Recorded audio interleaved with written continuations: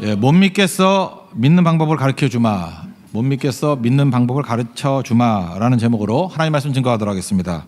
이 배경을 보면은 창세기 14장에서는 롯을 이렇게 잡아갔죠. 그럴 때 전쟁이 벌어졌잖아요. 바벨론의 네 개의 큰 나라들이 팔레스타인이나 작은 5개 나라를 공격을 했습니다. 그래서 아브라함이 그 조카 롯 구하려고 전쟁에 참여해서 대승리를 거뒀습니다. 이게 얼떨결에 이긴 거예요. 그래서 15장 1절에 보니까 이후에 이건 뭐냐면 얼떨결에 이기고 난 다음에 그 다음에 심리적인 불안감이 더 크겠죠. 이제 후환이 두렵다 뭐 이런 거 있지 않겠습니까?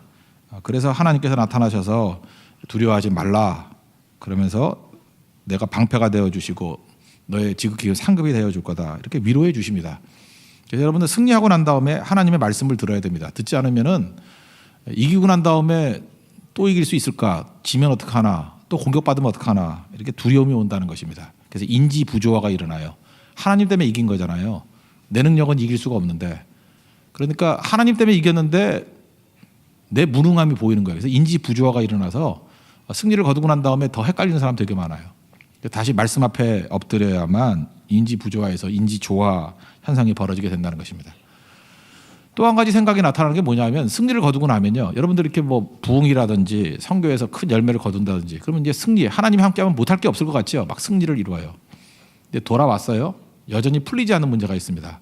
근데 그게 크게 느껴져요. 그냥 그러지 않아도 인생이 막 무너져 있을 때는 그게 별로 안 크게 느껴졌는데 하나님의 능력으로 승리를 거두니까 안 될 게 없어 보였는데 집에 오니까 문제가 그대로인 거예요. 풀리지 않는 문제가 더 크게 보입니다. 아브라함이 그랬어요. 지금 전쟁 승리가 우선순위였는데 이겼거든요. 돌아오고 난 다음에 또 뭐가 보이냐면 자기의 풀리지 않는 문제, 아들 없는 문제가 보이는 거예요. 그래서 하나님 앞에 푸념하죠. 나 상속자 없으니까 이 종 엘리에셀을 내 상속자로 삼겠다고. 그 본심이겠습니까? 이렇게 하나님 앞에 투정 부리는 거예요. 그러니까 또 하나님 뭐라 그래요? 뭔 소리냐? 하나님 참 좋으신 분이에요, 그죠? 그래라 그랬으면 될 건데 약 올리려고 그래라 그러면 근데 그렇게 안 하시고. 아니야, 종이 아니라 내 몸에서 날 자가 너의 상속자가 될 거야. 이렇게 말씀으로 확인시켜 주셔요. 참 좋은 거죠. 우리 신앙생활 할 때도 그래요. 이렇게 뭐 믿음의 사람 찾다가 보면 우리 자매들 가운데 그런 사람 있잖아요. 목사님 그냥 아무한테나 결혼할래요. 뭐 이렇게 얘기를 해요. 나 그 진짜 아닌 줄 알아요. 그래라 그러면 교회 떠나죠. 그게 아니고 그래도 더 기도하고 하나님 분명히 좋은 형제, 믿음의 형제 주실 거야. 그 말을 듣고 싶은 거라고요. 그죠? 그러니까 이 푸념의 얘기를 알아야 돼요. 보통 나 장가 안 갈 거예요. 안 간다는 소리 아니에요. 꼭 갈 거예요. 그 얘기거든요. 그럴 때 잘 들어야죠. 하나님 말씀으로 이렇게 위로해 주는 게 필요하다는 것입니다. 그래서 우리 삶의 많은 문제들이 하나님 말씀의 재확인이 필요한 겁니다. 점검하고 또 점검해야 돼요. 다윗이 하나님께 맨날 묻고 갔잖아요. 어디로 갈까요? 하듯이 우리도 물어야 돼요. 묻지 않고 가다가 엉뚱한 데 갈 수 있다는 것입니다. 자꾸만 불안해하니까 말씀 가지고도 안 되니까 하나님이 이제 장치를 한번 보여주죠. 일로 나와라. 그리고 하늘의 별을 보여주십니다. 이게 참 중요한 건데요. 창세기잖아요. 창세기 1차 독자는 출애굽의 백성들인데 이게 한번 보라고요. 하나님이 창세기 앞부분에 보면 별을 창조하셨죠. 그러니까 별을 만드신 분이 누구예요? 하나님이죠. 그래서 이스라엘 백성들에게 있어서는 이렇게 위기 상황이 올 때마다 하나님께서 하나님 스스로 이름을 알려주시는 게 있어요. 나는 창조주다라는 거예요. 그러니까 창조주 하나님이 못할 일이 뭐가 있겠어요? Is anything too hard for God? 그거죠. 그러니까 별을 보라는 건 뭐예요? 별을 만드신 분이 하나님이신데 너 100세 아니 부부 사이에서 애 낳는 게 뭐 힘들겠니? 그 얘기예요. 그래서 별을 봐야 됩니다.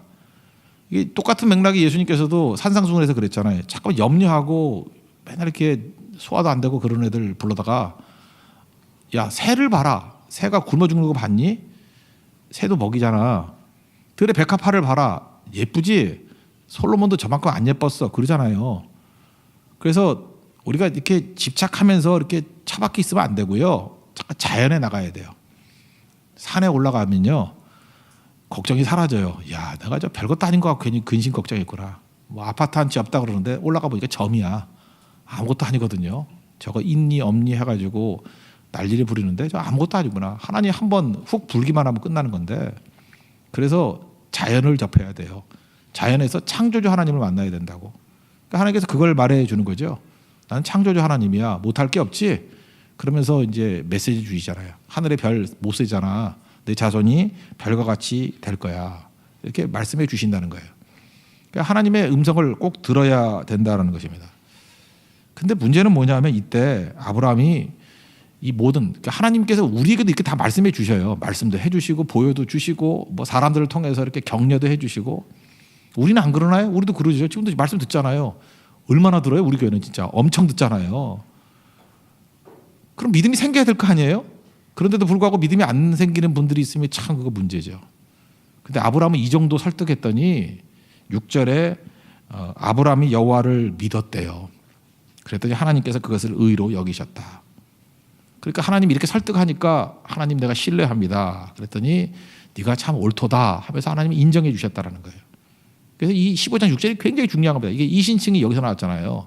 그죠? Justification by faith. 믿음에 의해서 의롭다함을 얻었다. 믿으니까 의롭게 됐다는 거 아니에요. 사도 바울이 여기서부터 단서를 얻었잖아요. 하나님께서 우리를 귀하게 여기시는 게 뭐예요? 믿음이에요. 믿음이 의인되는 길이에요. 믿는 거예요, 믿는 거. 요한복음 6장에도 보니까 예수님이 그랬죠. 뭐 우리 하나님 일을 해야 되겠습니까? 어떻게 하나님 일을 하죠? 그랬더니 야, 믿는 게 하나님의 일이야. 그만큼 믿음이 중요해요. 우린 뭐 삽질하고 뛰어다니고 뭐 난리치는 게 중요하다고 생각하죠. 행동이 중요하다고 생각하죠. 하나님은 절대 그러지 않아요. 행동은 하나님이 다 하실 수 있어요. 믿음의 믿음, 하나님을 신뢰하는 거. 믿으면 그걸 의로 여기고 믿으면 다 된다는 거예요. 왜? 일은 하나님이 얼마든지 할 수 있거든요. 전능하신 하나님이 뭐 일 못하겠어요? 일하는 게 아니라고요. 근데 우리는 참 묘해요. 그 사소한 거는 잘 맡겨요. 사소한 거는. 근데 중요한 건 절대로 하나님께 맡기지 않아요. 그게 문제라고요. 그러니까 중요한 문제까지도 주님께 다 신뢰할 수 있는 게 그게 아브라함의 믿음이거든요. 우리도 그런 믿음이 돼야 됩니다. 뭐 허드렛 것들은 잘 맡기면서 진짜 중요한 거는 자기 뜻대로 하니까 이게 문제가 되는 거죠. 그래서 오늘 이 본문에서 믿음이 중요하다. 그래서 우리 크리스찬들을 예수 믿는 사람 그러잖아요. 우리 기도도 하잖아요. 근데 기도자 이렇게 말 안 해요. 예배 드리잖아요. 예배자. 이거 뭐 요즘에 교회에서 쓰는 말이지 성경 표현은 예배자도 아니에요. 성경의 표현이 뭐예요? 믿는 자예요. 믿는 자. 그러니까 우리 크리스찬의 가장 큰 특징이 뭐예요? 믿는 자예요. 그러니까 탁구 선수가 탁구 못 치면 아무것도 아니고 농구 선수가 농구 못하면 아무것도 아니듯이 크리스찬이 믿는 거 못하면 아무것도 아니에요. 우리 믿는 게 전공이에요. 주님 믿는 거예요. 믿으면 그걸 의로 여기셨다. 여러분 잘 믿는 하나님의 종 되기를 바랍니다. 그럼 오늘 간단한 거예요. 부재하고 똑같은 거예요. 잘 믿기 위해서 할 일이 뭐냐? 이제 두 가지. 잘 들어야 되고 잘 드려야 돼요. 두 가지예요. 오늘 이거 가슴에 품자고요. 오늘 목적은 이거예요. 이 두 가지. 믿음이 중요하다. 이건 이제 동의하셨어요. 동의 뭐 했겠죠. 그동안 얼마나 믿었는데. 믿음이 중요하고 믿음이 굳건해야 되고 믿음이 잘해야 되고 하여튼 믿음 진짜 중요한 거예요. 믿음이 이기는 거고 믿음이 구원도 주고 믿음이 마귀 박살내고 하여튼 믿음이 치유도 일어나고 믿음이 있어야 돼. 믿음이 병도 믿음이 있으면 나아요. 믿음의 기도는 병들을 이렇게 채운다 그랬잖아요. 믿음이 있어야 돼. 믿음은 산도 옮기고요. 믿음은 못할 게 없어요. 믿음이 그렇게 중요하다가 믿음이. 근데 만나보면 진짜 믿음이 없어요. 예수를 믿는다고 하면서 어쩜 저렇게 믿음이 없나 맨날 부들부들 떨고 의심하고. 믿음이 중요하다고요. 그죠? 믿음이 더 중요한 건 오늘 핵심이 아니니까 그냥 받아들이세요. 믿음이 중요해요. 모든 것 중에 제일 중요한 게 믿음이에요. 그럼 어떻게 하면 믿음이 자라느냐? 믿음이 세워지느냐? 첫째, 들어야 돼요. 지금 아브라함이 헷갈렸죠. 뭐 이후에 그러면서 두렵고 떨고 막 이랬었는데 아브라함의 믿음이 굳건해졌던 게 뭐예요? 하나님의 음성을 들었잖아요. 나는 너의 방패고 상급이다. 들었죠? 하늘의 별보다 더 많게 네 자손 해주겠다. 들었죠? 땅도 주겠다. 들었죠? 그러니까 믿음은 장사 없어요. 들어야 자라요. 들어야. 죽어라 들어야 돼. 죽어라 들어야 돼요. 그래서 로마서 10장 17절을 보니까 믿음은 들음에서 나며 들음은 그리스도의 말씀으로 말미암느니라. 들으면 인생 바뀌는 거예요.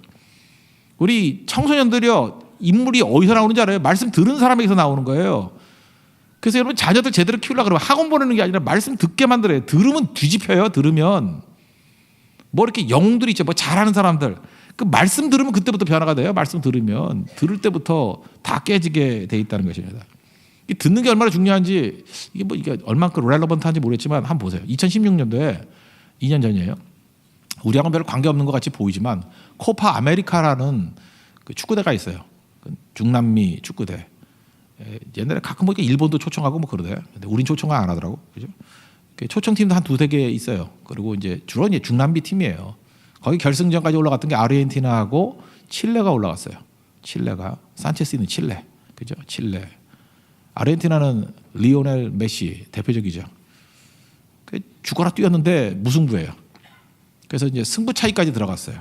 승부 차이 들어갔는데 이 승부 차이가 유명한 승부 차기예요. 원래 제일 잘 차는 사람이 1번이고 두 번째로 잘 차는 게 5번 이렇게 배정해요. 막판이 중요하고 처음이 중요하고. 그러니까 처음이 제일 중요해요. 그러니까 아르헨티나가 1번 차는 사람이 리오넬 메시가 나왔어요. 리오넬 메시 엄청나죠. 리오넬 메시는 이렇게 벽이 있어도 막 사람 벽을 휘어가지고 넣게 만들고요. 어쩜 그렇게 공이 무슨 뭐 날개를 달았는가 봐. 어떻게 이상하게 휘어서 막 들어가고 그래요. 바나나 킥이에요. 도저히 막을 길이 어디로 갈지도 몰라요. 그래서 골키퍼가 멍청하게 서 있다가 골인 될 때가 되게 많아요. 근데 이거 페널티킥이잖아요. 아무도 없잖아요. 근데 리오넬 메시가요. 똥볼 찼어요. 똥볼. 골대도 아니고요. 하늘로 날랐어요. 그거 다시 한번 보세요. 2016년 코파 아메리카 결승전 메시 똥볼 치면 나와요. 정말 똥볼도 그런 똥볼이 없어. 와, 그냥 동네 축구 아저씨 축구 같이 찼어요. 빵. 결국은 졌어요. 4대2로. 그거 지고 난 다음에 아르헨티나 사람들이 열받아가지고 언론부터 시작해서 메시 때문에 졌다. 메시 때문에 졌다. 거기서 끝나는 게 아니라 메시가 이게 바르셀로나잖아요. 바르셀로나. 클럽에서 뛸 때는 그렇게 잘하면서 국가대표만 오면 똥볼 찬다. 저거 정신이 썩었다. 뭐 돈 안 생기니까 저러지. 뭐 국가대표에서 쫓아내라. 뭐 거기도 난리 나서. 아르헨티나도 뭐 뜨거운 민족 아니에요. 그죠? 우리만큼 뜨겁잖아요. 그죠? 우리 민족도 무섭지요. 한 번 하면 다 하죠. 한번 노스페이스 입으면 다 입고 롱패드 입으면 또 다 입고 우리 학교 다닐 때 그죠? 조다시 말다가리 입으면 또 다 입고 하여튼 우리는 교복이에요. 교복. 다 똑같아요. 그죠? 근데 여기도 우리만큼 뜨거운 나라예요. 그죠? 그래서 난리를 쳤다고. 그래서 메시가 열받아가지고 국가대표 안 해. 그리고 사표 던졌어요. 그랬더니 야 진짜 안 하면 어떻게 이렇게 된 거예요. 분위기가.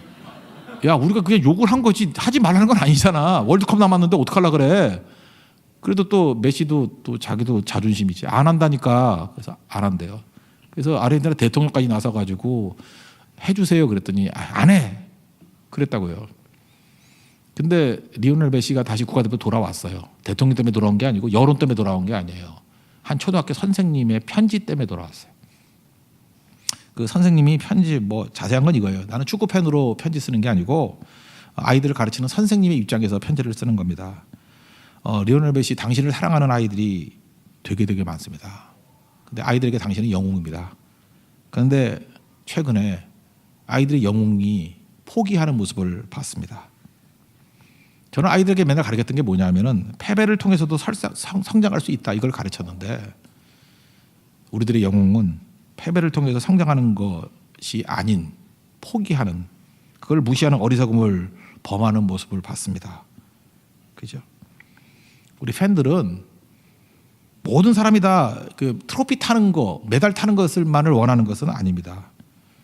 그 이기는 것이 유일한 가치라고 아이들에게 알려줘서는 안 됩니다. 또 다른 가치가 있다고 가르쳤는데 우리의 영웅은 메달과 트로피 타는 것이 아니라 또 다른 가치를 추구하는 영웅이다 이렇게 가르쳤는데 그게 아닌 것 같이 돼서 마음이 아픕니다. 패배는 포기하는 자리가 아니라고 가르쳤는데 아이들이 그걸 믿을까 봐 두렵습니다. 사랑하는 일을 행복하게 하는 것 그것이 우승보다 귀하다는 것을 가르쳤는데 그것이 진리라는 것을 증명해 주십시오. 뭐 이런 식의 얘기예요. 그리고 우리는 우리의 영웅을 믿습니다. 그 편지 읽고 메시가 울었대요. 그리고 돌아왔대요.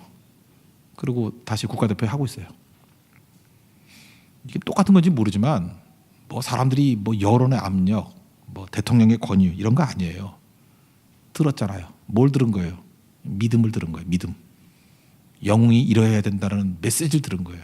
믿음은 언제 생겨요? 들으면 생기는 거라고요. 이거 하나님 말씀 수준은 아니지만 여기도 이제 믿는 내용도 나와요. 그죠? 아이들에게 믿음을 줬으면 좋겠다고. 믿음은 들음에서 나는 거예요. 이 얘기를 들어서 메시가 변한 거예요. 사람의 권위도 이 정도인데 하나님의 말씀은요, 생명의 말씀이에요. 들으면 그 자체가 생명이에요. 들으면 믿음 생깁니다. 지금도 그래요. 믿음 진짜 없는 사람들 많아요. 특징들이 뭔지 알아요? 제대로 안 들어요.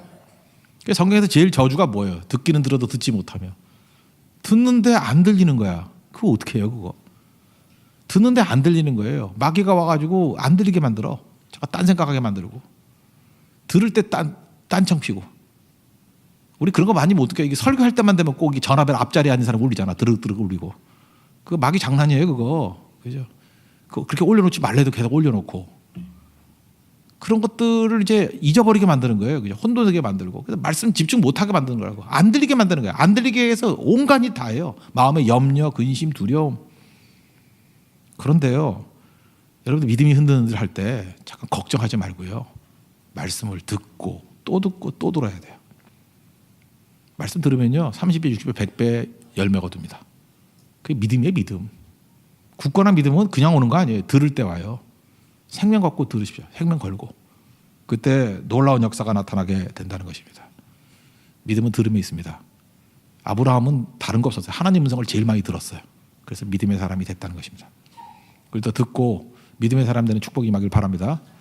그러니까 새벽마다 하나님 말씀을 듣는 사람은 믿음의 사람이겠죠. 그죠? 현장에 와서 듣고 예배 드리는 사람, 그 사람 믿음의 사람이에요. 근데 그거 안 하고 뭐 건너뛰기 해가지고 믿음의 사람이 될 수는 없겠죠. 두 번째 얘기는 이건 좀 생소해 보일 건데, 언제 믿음이 생기냐면 헌신이 있을 때 믿음이 생긴다는 거예요. 들음이 있을 때. 9절 보니까 하나님께서 이제 언약식을 하는데 3년 된 암소, 3년 된 뭐 암염소, 뭐 순양 다 3년이에요. 3년이라는 건 뭐냐 하면 제일 좋을 때예요. 가장 좋을 때. 그러니까 시간으로 돼 프라임 타임, 베스트 타임, 뭐 베스트 띵 이런 거예요. 띵. 그러니까 좋은 것들. 그러니까 제일 좋은 거 드렸다는 거예요. 드리는 거예요. 믿음은 언제 생기냐면 드릴 때 생긴다는 거예요. 들을 때 믿음이 생기고 드릴 때 믿음이 생겨요. 헌신할 때. 막 헌신할 때 최고예요. 우리는 그러죠. 믿습니다. 뭐 이런 믿음이 생길 줄 알죠. 안 그래요. 믿음은 드릴 때 엄청나게 생긴다는 거예요. 우리 교회 어떤 집사님인데 이렇게 정당 활동 좀 이렇게 열심히 하시는 분이에요. 제가 옛날에 들었던 얘기가 있어요. 한참 뭐 이렇게 선거 막 하고 할 때 옆에서 우두커니 보니까 무지 바쁘더라고. 그래서 제가 교회에서는 절대 정당 얘기하지 말고 열심히 뛰라고, 뭐 잘 하라고. 근데 이제 정당 얘기를 옆에서 쭉 들어보니까 이렇게 당원들을 나누더라고요. 그걸 이제 진짜 당원을 진성 당원이라고 그러더라고. 진성 당원과 짝퉁 당원이라고 그러나 뭐라 그런지 모르겠어. 하여튼 진성 당원을 치는데 어떻게 치느냐 하면요, 당비를 내는 당원이 진성 당원이에요. 그러니까 당비를 내는 게 있는가 봐. 뭐 액수가 클수록 좋죠. 근데 크지 않더라도 하다못해 한 달에 뭐 한 5만 원이라도 당비를 계속 내는 당원과 입으로만 뭐 지지지지 하는 당원하고는 10배 차이가 난대요. 위기 순간 오면 이 당비 안 내는 당원들은 그냥 우르르 왔다가 우르르 사라져 버리고, 근데 진성 당원은요, 이 당비 내는 당원들은 선거에 패하고 당 문 닫을 직전까지 위기 상황이 와도 절대 안 떠난대요. 이게 진짜라는 게 진짜. 와, 내가 그걸 보면서 느낀 게 그거예요. 야, 여기 당도 똑같구나. 드림이 있고 헌신이 있는 게 진짜구나.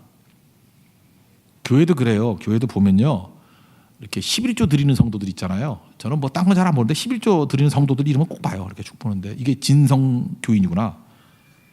우리 교회도 이제 역사가 있잖아요. 이제 꽤 교회 와가지고 뭐 난리친 사람들, 뭐 지위도 높고 뭐 똑똑해 보이고 뭐 유명해 보이고 이렇게 알려지고 한 사람들. 그 난리친 사람의 공통점이 뭐냐면 하나도 11조 하는 사람이 없어. 나는 우리 어른들이 맨날 그런 얘기 하더라고. 11조 드리는 성도와 아닌 성도는 질이 다르다 그랬는데 딱 맞아요. 그 난리쳐가지고 뒤져보니까 11조 안 해. 뭐 어디 딴 데 한다느니 뭐 한다느니 다 가짜들이야, 가짜들. 그런데 잘 알려지진 않고 뭐 이름은 없는다 할지라도 철저하게 하나님 앞에 11조 드리고 하는 성도들은 충성이 있어요. 충성이. 교회 사랑이 있고 헌신이 있고 믿음이 있어요. 믿음이 언제 자라요? 드릴 때. 아브라함의 믿음을 자라게 만들기 위해서 하나님께서 이렇게 드리라고 한 거예요. 뭐 하나님 뭐 없어가지고 뭐 하나님 뭐 암소가 없겠어요. 암소가 3년짜리 암소가 없겠냐고, 순양이 없겠냐고. 그거 왜 드리라 그래요? 드려야 믿음이 자라는 거예요. 헌신해야 믿음이 자란다는 것입니다. 그거 없이는 안 자라는 거죠. 한국 교회 초창기 때 믿음이 엄청 좋은 나라였어요. 그 믿자마자 이렇게 믿음이 좋았던 나라가 없잖아요. 우리 한국이 이게 세계에서 알려주는 나라 아니에요.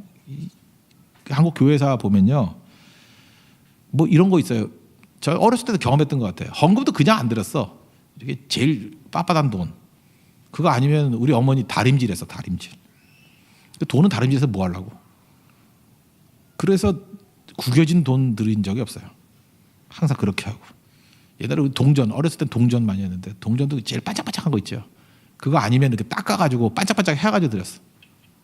더러운 동전 드리는 사람도 없고 그랬다고요. 그 중국 선교사인데요. 스티브 고포드라는 선교사예요. 스티브 고포드. 중국 선교사예요.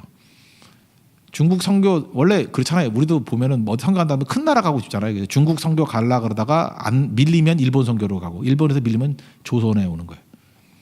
그러니까 작은 나라니까 잘 안 올라 그랬어요. 그래서 이 스티브 거포드가 중국 선교사니까 이제 어깨에 힘을 주고 있었는데, 아 중국은 부흥이 안 되는데 조선이 막 부흥된다는 소리가 들리는 거야. 그러니까 이게 약간 좀 위축이 됐잖아요. 그래서 조선에 왔어요. 한국에 왔어요. 와가지고 도대체 어떻게 부흥하나. 1910년이에요. 그러니까 우리 국권 이룰 때 1910년 평양에 왔는데, 평양에 있는 교회들을 쭉 순회를 했어요. 그리고 주보를 모았어. 주보의 통계를 모았는데 평양에 몇 개 교회인지 잘 모르겠어요. 평양에 있는 교회에 그 주에만 매주 세례를 줬는가 봐. 그 주에만 세례 받는 사람이 4,000명이더래. 평양에. 부활절인지도 모르죠. 그죠? 어쨌든 간에 그 한 주간에 세례 받는 사람이 4,000명이래요. 그럼 뭐 엄청난 거죠. 그죠? 4,000명이 세례 받고, 이게 오순절 하죠. 오순절 거의. 하루에 3,000명씩 세례 받고.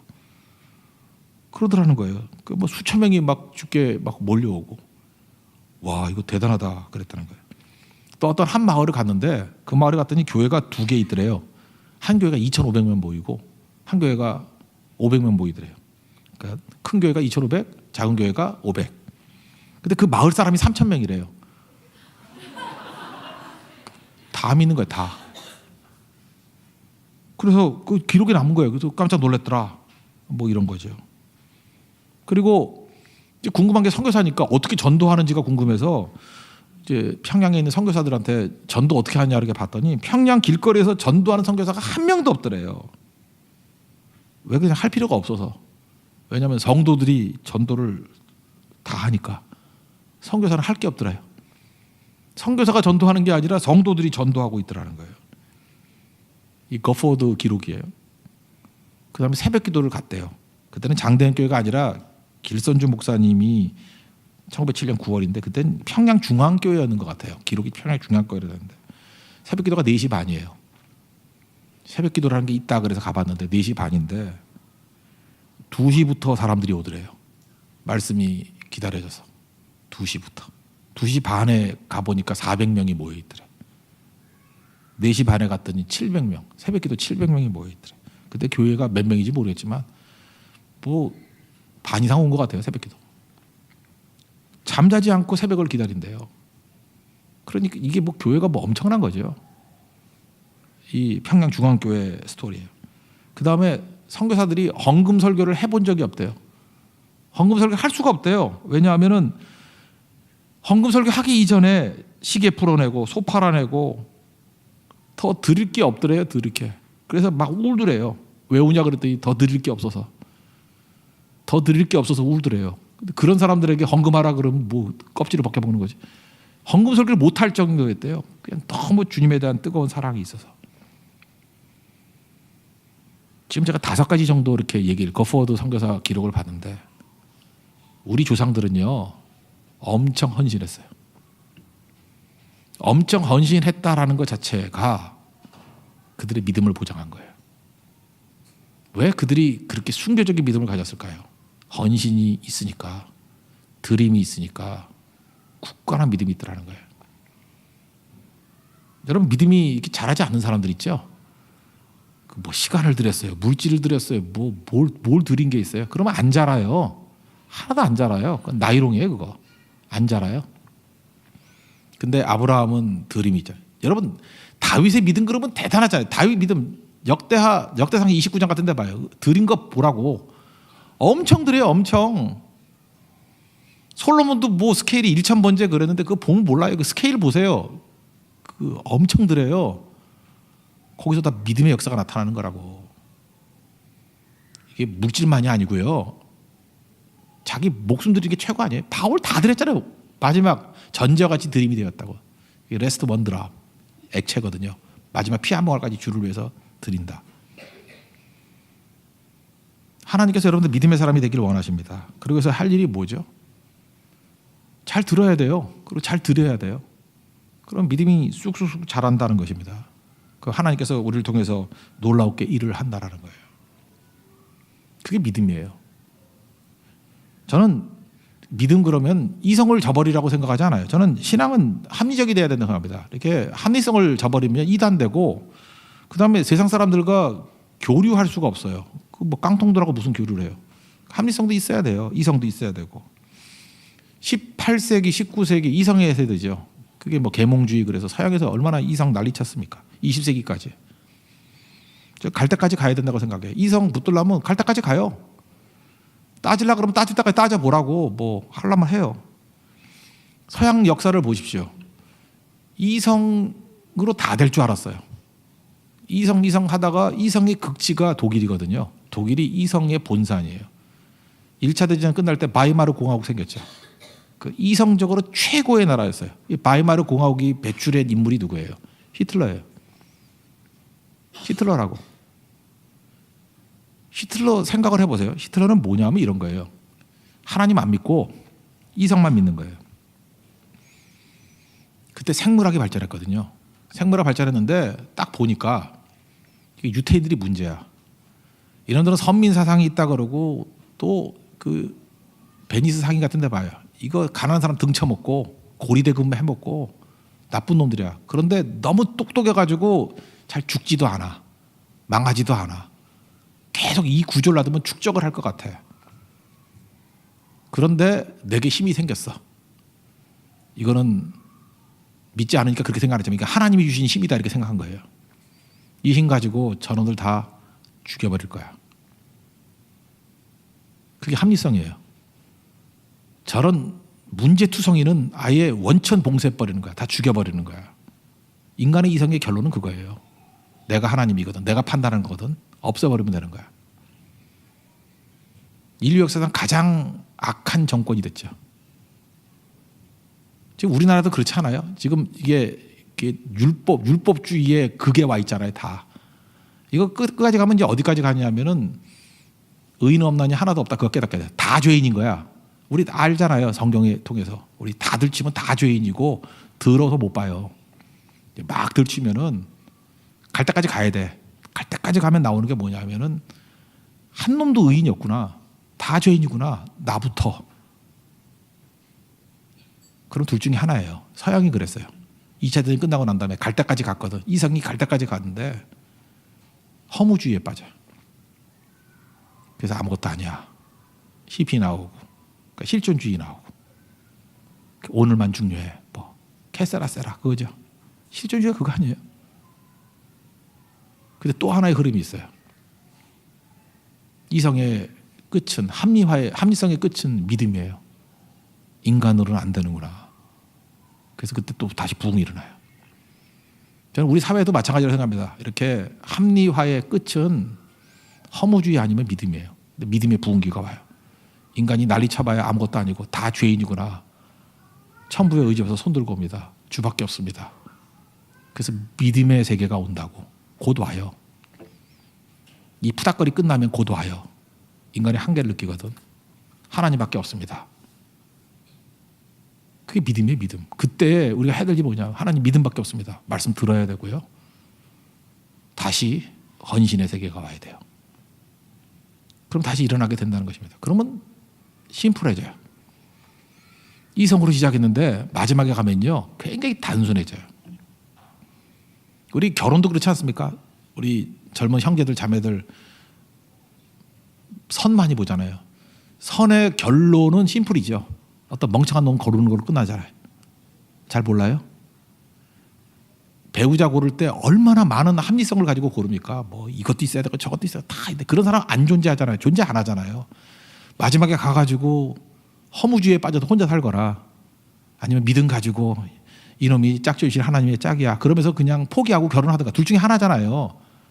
아무도 동의를 안 하시니까 여러분 더 고민을 하셔야 돼요. 그래서 심플해지는 거예요. 그냥 단순해지는 거예요. 그 다음부터 할 일이 뭐죠? 그 사람에게 헌신하면서 사랑하는 거예요. 내가 생각하는 완벽한 결혼은 없어요. 완벽한 배우자도 없고. 그래서 믿음 붙드는 거예요. 하나님이 일하시는 거구나. 하나님이 붙들어 주시는구나. 그리고 주님 바라보고 주님과 동행해 사는 거예요. 절대 사람이 우리에게 완벽함을 주지 않고요. 조건이 우리에게 완벽함을 주지 않아요. 그냥 이 세상은 허점투성인 거예요. 문제투성인 거고 불합리해요. 그래서 주님 바라보면서 그 첫 마음 가지고 살아가는 거예요. 정채봉 시인이 쓴 시 하나 읽어드릴게요. 첫 마음인데 뭐 똑같이 읽으면 너무 기니까 첫 마음 먹고 그냥 살자는 거예요. 그러면 최고가 된다는 거죠. 그게 제가 볼 때 믿음이라고 생각해요. 1월 1일 아침에 찬물로 세수하면서 먹은 첫 마음으로 1년 살자요. 우리 1월 1일에는 항상 정신 차리잖아. 학교에 입학하면서 새 책을 앞에 두고 하루 일과를 짜던 영롱한 첫 마음으로 공부하재요. 사랑하는 사이, 첫눈 만던 날의 떨림 그런 거 있습니까? 그 마음 가지고 교제하재요. 첫 출근할 때 신발끈 매면서 먹던 직장인의 마음 있죠. 드디어 출근하나요? 그 마음 먹고 직장일 하재요. 아팠다가 뭐 암 걸렸다가 치유받았어요. 상쾌한 공기 속에 감사한 마음으로 사는 그 느낌 가지고 평생 살래요. 개업할 때 첫 마음으로 손님을 만나고 돈이 많으나 적으나 그 손님이 기쁨이잖아요. 그 기쁨으로 손님 맞이하고 살재요. 다 첫 마음이에요. 세례 받던 날 얼마나 감격이 있습니까? 하나님과 내가 하나가 됐다는. 눈물 글썽이면서 교회 다니는 그 마음으로 신앙생활 하래요. 또 나는 너, 너는 나 이렇게 화해가 이루어졌을 때 그날의 일치, 감격이 있죠. 그 감격으로 교제하고 살래요. 여행 떠날 때 차표 끊던 그 설렘이 있죠. 여행은 원래 가기 전이 좋은 거예요. 가기 전이. 그 설렘으로 살래요. 마지막 결론입니다. 이 사람은 그때가 언제이든지 늘 새 마음이기 때문에 바다를 향하는 냇물처럼 날마다 우리 교회 표어예요. 새로우며 깊어지며 넓어진다. New, deep and wide. 나 이거 베낀 거 아니에요. 우리 교회 새 교회고 새로우며 깊어지며 넓어진다. New, deep and wide. 첫 마음이에요. 믿음. 세상 사람들이 믿음 없으면 다 무너진다는 거 알고 있어요. 그 순수한 첫 마음. 믿음이 이기는 겁니다. 여러분 지금 삶의 제일 큰 문제는요. 믿음이 무너진 거예요. 아브라함이 하나님을 믿으니 의로 여기셨다. 이게 출발되기를 바랍니다. 굳건한 믿음 가지면요. 삶의 문제 풀려요. 질병 문제도 해결돼요. 자녀 문제도 해결돼요. 가정 문제도 해결돼요. 여러분의 인생의 표류한 것도 해결돼요. 믿음입니다. 믿음. 굳건한 믿음 붙드십시오. 염려하지 말고 들어야 됩니다. 드려야 됩니다. 우리 듣는 거 많이 들었죠. 헌신이 있을 때 믿음이 자란다는 거. 이 들음과 헌신을 통해서 굳건한 믿음 갖는 하나님 종 되기를 축원합니다. 모두 자리에서 나가겠습니다. 아무것도 두려워 말라 찬양하겠습니다.